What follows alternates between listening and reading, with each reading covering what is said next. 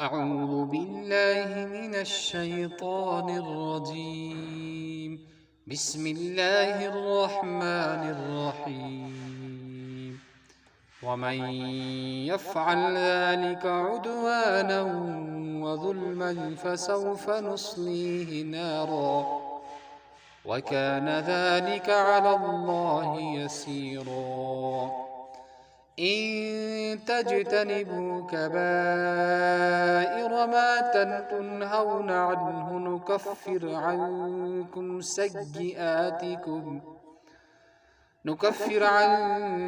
سيئاتكم وندخلكم مدخلا كريما. ولا تتمنوا ما فضل الله به بعضكم على بعض، للرجال نصيب مما اكتسبوا وللنساء نصيب مما اكتسبن واسألوا الله من فضله إن الله كان بكل شيء عليما. صدق اللہ العلی العظیم.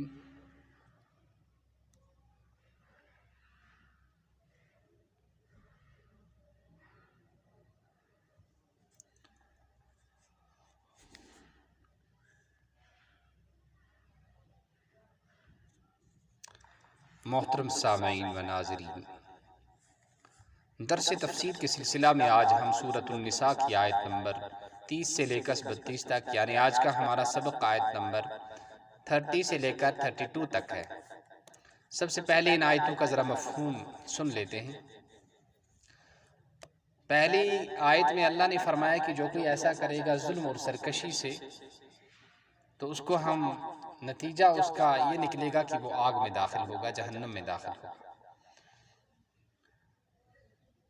پھر عام دیوتاؤں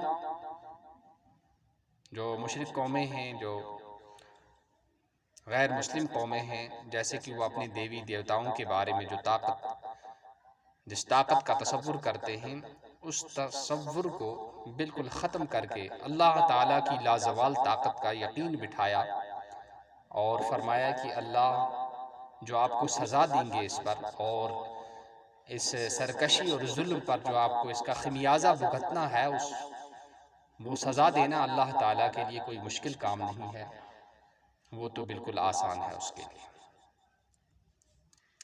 اور پھر آیت نمبر 31 میں اللہ تبارک و تعالیٰ نے فرمایا اگر آپ بڑے گناہوں سے بچو گے. اور بڑے گناہ کیا ہیں؟ سفیان ثوری رحمہ اللہ تعالیٰ نے فرمایا کہ بندے کے اور اللہ کے درمیان جو حقوق ہیں ان کو ضائع کرنا یہ چھوٹے گناہ ہیں، اور اللہ نے بندوں کے حقوق جو آپ پر واجب کیے ہیں ان کو ضائع کرنا یہ کبیرہ گناہ ہے. اسی طرح سے کبیرہ گناہ کی ایک تفسیر یہ بھی بیان کی گئی ہے کہ جس گناہ پر اللہ نے جہنم کی وعید سنائی ہو یا لعنت آئی ہو جس گناہ پر، ایسا گناہ جو ہے وہ کبیرہ کہلاتا ہے اور باقی جو ہے وہ صغیرہ کہلاتا ہے. حکیم الامت مفسر قرآن حضرت مولانا اشرف علی تھانوی رحمۃ اللہ علیہ فرماتے ہیں کہ اہل سنت والجماعت کا یہ عقیدہ ہے کہ بڑے گناہوں پر عتاب اور سزا کا احتمال ہے. بڑے گناہوں پر سزا تو ہے ہی، استغفر اللہ، بڑے جو گناہ ہیں ان پر سزا کا لگنا یہ یقینی ہے، لیکن یہ بھی احتمال ہے کہ اللہ تعالیٰ بخش جائے. اور چھوٹے گناہ ہیں وہ تو بخش دیے جاتے ہیں لیکن ان پر سزا لگنے کا بھی احتمال ہے. پھر اللہ تبارک و تعالیٰ نے اگلی آیت میں فرمایا کہ کچھ چیزیں جو ہوتی ہیں وہ خدا داد ہوتی ہیں، اللہ تعالیٰ اپنے فضل سے دیتے ہیں، لہٰذا ان کے حصول کے لیے نہ آدمی کو کوشش کرنا چاہیے اور نہ ان کے حصول کی تمنا کرنا چاہیے. تو اسی سلسلے میں اللہ تبارک و تعالیٰ یہ اس کے بارے میں آیا ہے کہ عورتوں کو مردوں پر رشک آیا، عورتوں کو مردوں پر رشک آیا کہ وہ بہت زیادہ عمل کرتے ہیں، ہم سے بہت زیادہ آگے بڑھ گئے ہیں۔ اس احساس کمتری کا جو انہوں نے اظہار کیا تھا جناب رسول اللہ صلی اللہ تعالیٰ علیہ وسلم، اس کے جواب میں یہ آیت نازل ہوئی۔ ہندو کی سنوسری اور کلیسا والوں نے صدیوں سے جو عورت کی احساس اور اس کو انسان سے پیچھے درجے کا جو درجہ دیا تھا، اس کو بہت پست کر دیا تھا، اس تصور کو قرآن پاک نے یکسر ختم کر دیا اور اس بات کو واضح کر دیا کہ کوئی عورت اپنی عورت ہونے کی بنا پر، صنف نازک ہونے کی بنا پر اللہ کے فضل سے اور اس کے ثواب سے محروم نہیں ہو سکتی، اور کوئی مرد اپنی مرد ہونے کی بنا پر اللہ تبارک و تعالی کے پاس اجر و ثواب کا اور اجر و انعام کا مستحق نہیں ہو سکتا۔ اصل میں مدار تو ایمان اور تقوی ہے، مرد کریں گے تو ان کو بھی اللہ کے یہاں اجر ملے گا، عورتیں کریں گی تو ان کو بھی ملے گا۔ یہ تصور قائم کرنا کہ عورت جو ہے وہ نیچے درجے کی صنف ہے، انسانوں کا ایک حصہ ہے، اور مرد جو ہے وہ اعلیٰ ہے، یہ بالکل غلط ہے۔ کسی بھی مذہب میں اگر اس کا تصور دیا ہے اور اس کی تعلیم دی ہے تو قرآن پاک نے اس کو بالکل رد کر دیا کہ یہ سارے انسان، عورت ہو مرد ہو، یہ برابر ہیں۔ آج جو انسانی حقوق کی اور عورتوں کے حقوق نسوان، عورتوں کے حقوق کی جو آواز دنیا میں اٹھ رہی ہے، یہ دراصل اصل میں قرآنی عورتوں کو انصاف دینے والا، ان کی عزت و احترام کو باقی رکھنے والا اور ان کو اپنا حق دینے والا مذہب ہے۔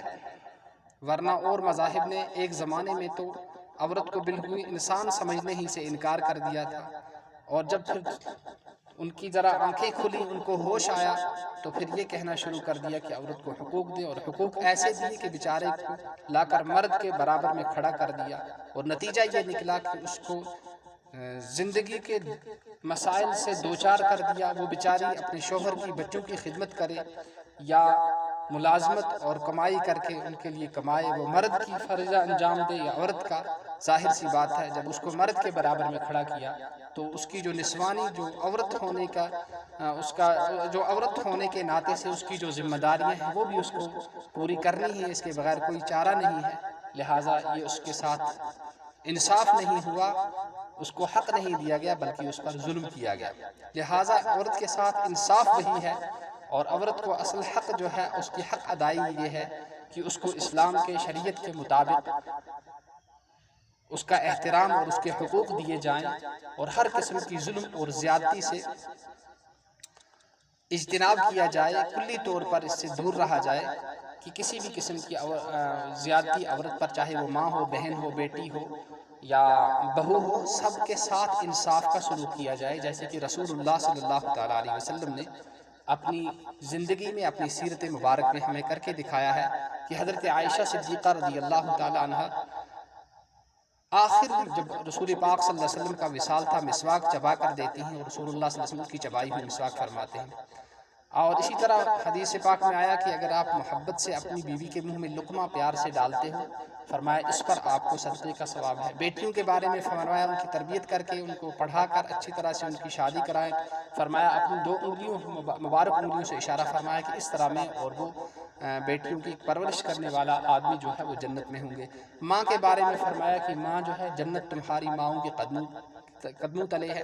تو یہ حقوق دیے ہیں اسلام نے عورتوں کو۔ باقی جو لوگ خواہ عورتوں کے حقوق میں آواز اٹھاتے ہیں، لیکن پھر ظاہر سی بات ہے ان کے پاس کوئی آسمانی رہبری نہیں ہے، آسمانی ہدایت نہیں ہے، وہ پھر اپنے ذہن سے ان کے حقوق کا تعین کرتے ہیں اور قانون بناتے ہیں جس میں ان کے ساتھ انصاف نہیں ہوتا، بجائے انصاف کے الٹا ان کے ساتھ ظلم ہو جاتا ہے۔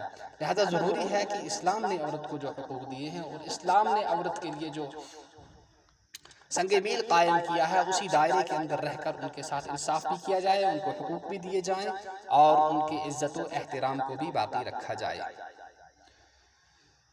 تو دوسری یہ بات کہ جو اللہ نے جو چیزیں دی ہیں اس میں آدمی کو دوڑ نہیں لگانی چاہیے. کوئی خوبصورت ہے، کالا ہے، گورا ہے، کسی اعلیٰ خاندان سے ہے، نچلے خاندان سے ہے، اس قسم کی بالکل دوڑ نہیں لگانی چاہیے کہ ہمیں بھی یہ مل جائے. یہ جو ہے یہ چیزیں اللہ کا دین ہوتی ہیں، تو ان میں دوڑ لگانے کی کوئی ضرورت نہیں ہے. یہ تو اللہ اپنے فضل سے دیتے ہیں.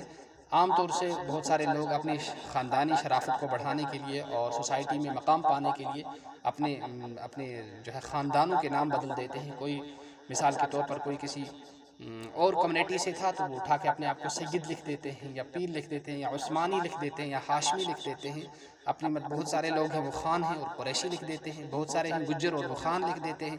تو یہ تمام چیزیں جو ہیں یہ گناہ ہیں، یہ گناہ کبیرہ ہے. اپنے خاندان کو بدلنا، ایک تو یہ جھوٹ ہے، اور دوسرا اپنا جو نسب ہے، گویا یہ ایک طرح سے ایسے اس قسم کے لوگ اپنے آپ کو ایک طرح کی گالی دے رہے ہیں کہ نعوذ باللہ، اللہ بچائے، کہ میں اس کے جو ہے پشت سے نہیں، میں فلاں کے پشت سے ہوں. ظاہر ہے نکاح تو اس کے ساتھ ہے، جب دوسرے کی پشت کے تو نکاح کا وہ تو پھر غلط طریقے سے ہو سکتا ہے. لہٰذا اپنا خاندان بدلنا اور سوسائٹی میں مقام پانے کے لیے اور عزت حاصل کرنے کے لیے ایسا کرنا یہ کبیرہ گناہ ہے. آپ جس خاندان سے ہیں، خاندان اصل بنیاد نہیں ہے. اصل بنیاد اللہ کے یہاں ایمان اور تقوی ہے. آپ اچھے کام کریں، اچھے کارنامے انجام دیں، تو آپ کو دنیا میں خود بخود عزت مل جائے گی. پھر ذاتیں نہیں ڈھونڈی جاتی ہیں.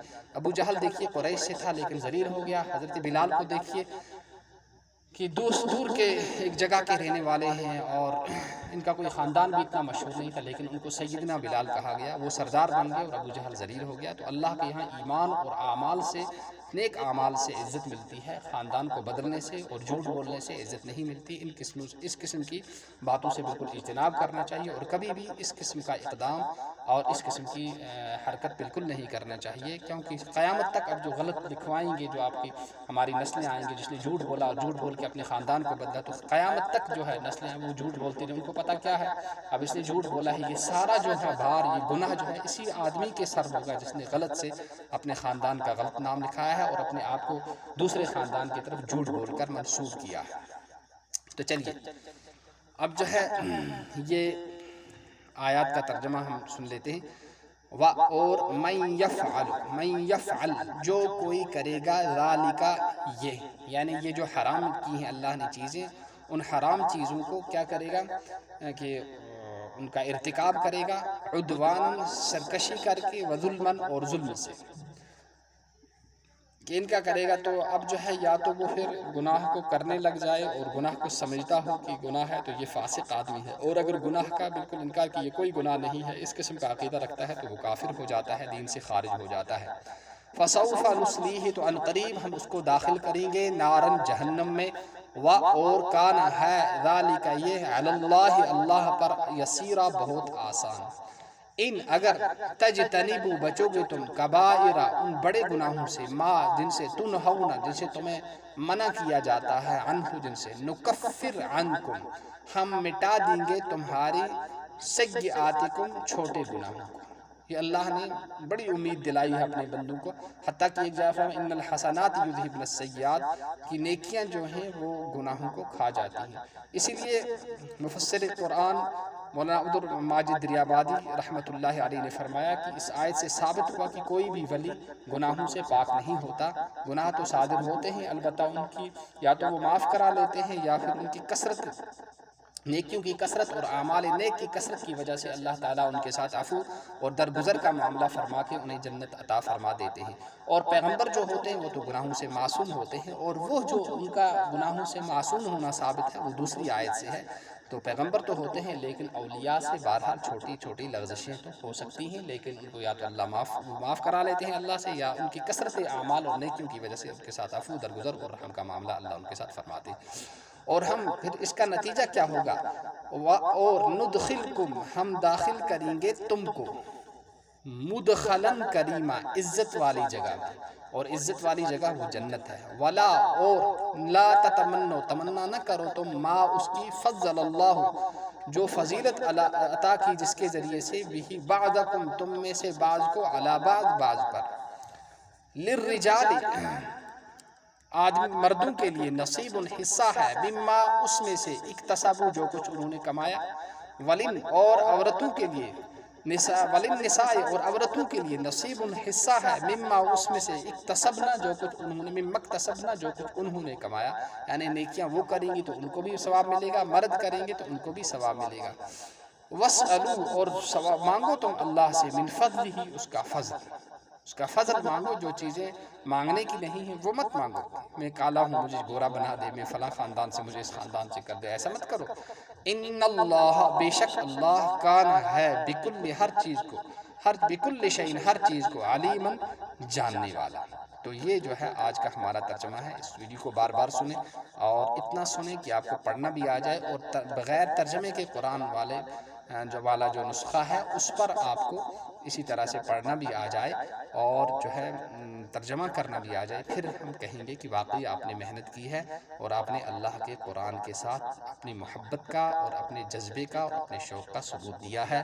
اللہ ہمیں قرآن پاک پڑھنے کی، سمجھنے کی اور اس پر عمل کرنے کی توفیق نصیب فرمائے۔ السلام علیکم ورحمۃ اللہ وبرکاتہ۔ سبحان اللہ وبحمدہ، سبحانک اللہم وبحمدک، ونشہد ان لا الہ الا انت ونستغفرک ونتوب الیک۔ سبحان ربک رب العزة عما یصفون وسلام علی المرسلین والحمد للہ رب العالمین۔